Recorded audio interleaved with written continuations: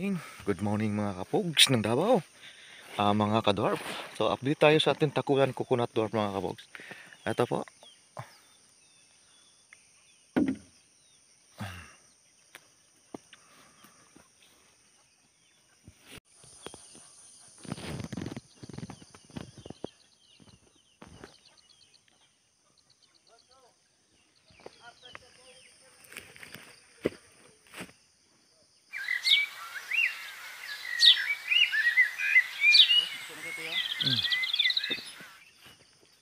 Dito update tayo dito mga kapogs.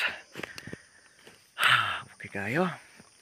Grabing bugang rin mga kapogs. Di na makita ang ato ang takunan coconut dwarf.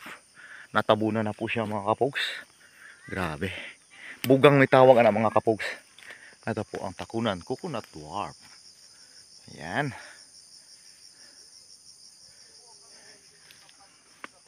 Tirahon niya ito ng bugang dire.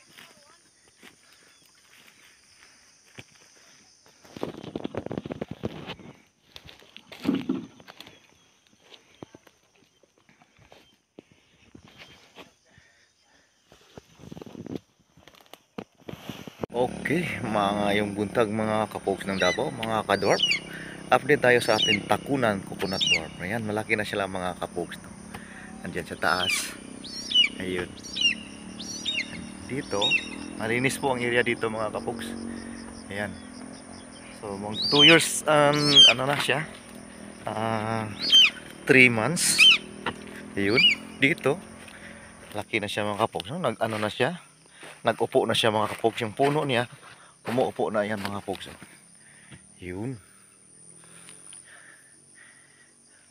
Diyan banda sa taas.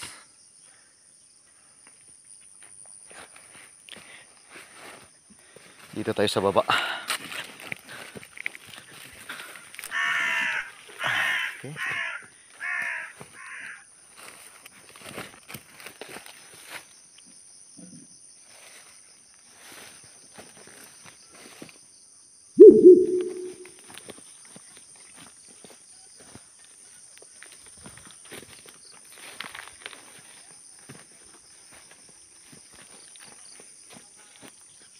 Dati iniuod po yung ano niya mga kapogs, no.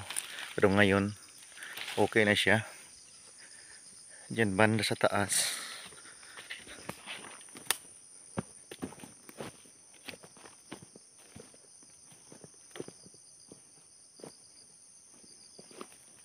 Ito kailangan po isprayan.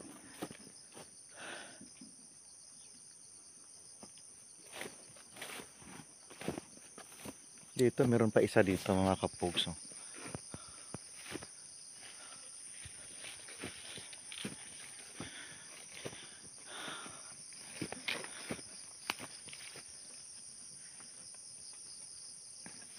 Diyan marami pa dyan.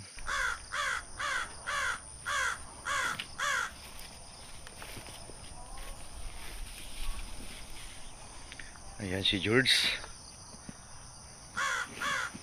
Okay, update tayo mga kapogs, mga kadwarf ng Davao. Ayan. So dito medyo hindi po natapos paglilinis mga kapogs, no. Marami pong damo dito mga kapogs. Diyan marami pa dyan mga kapogs. Doon sa taas marami pa dyan. Tingnan natin yung isa dito. Ang laki-laki na mga kapogs. Ayun. Sa taas, yung kitang-kita po yan coconut dwarf natin mga kapogs. Ito po ay takunan coconut dwarf. Ayan, galing po ng Davao. Ang ganda. Okay, hanggang dito na lang mga kapogs. Maraming salamat po and God bless po sa lahat mga kapogs. Patuloy lang po tayo magsubaybay sa ating takunan coconut dwarf. Sa ating pogs ng Davao Farm. Ayan. Okay.